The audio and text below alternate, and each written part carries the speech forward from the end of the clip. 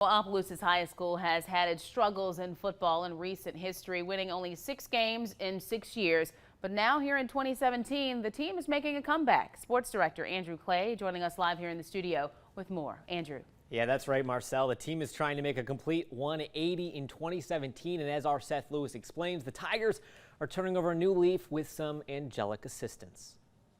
We'd much rather have Deshaun go 0-10 than not have him and go 15-0.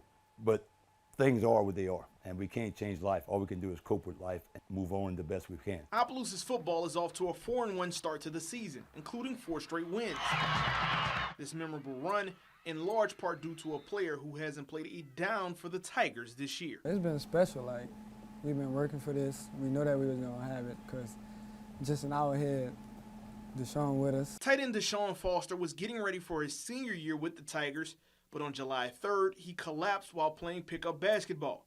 And 5 days later, he passed away at the age of 17. Deshaun is the kind of child that everyone would be proud of.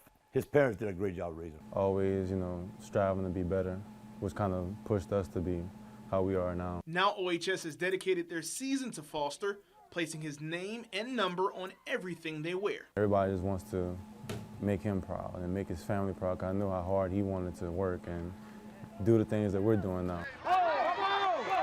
Opleousas has even started a new tradition of letting a different player wear his number 81 on Fridays, starting with the seniors. I just felt like I was going to just dominate the whole night with his jersey on because he was just in my spirit. Because I took it as like a challenge, like I want to live up to his name and I don't want to let him down, so I played the best I could. Seeing Foster's jersey number on Friday only starts to paint the picture of how much his presence is still felt inside of this OHS program.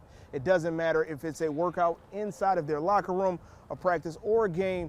Before the Tigers can break a huddle, they have to earn the right to use his name. 1, 2, 3, 4. Basically, I told him, look, guys, we're not going to do this in vain. If we're gonna dedicate this season to that young man and to his memory, then I'll be damned if we're going to do it half-assed. If we don't go 100%, we're not saying his name at all for days that we don't go hard until we go hard that day. And what makes the Tigers' 4-1 record so special is it's the first time they've won that many games in a decade.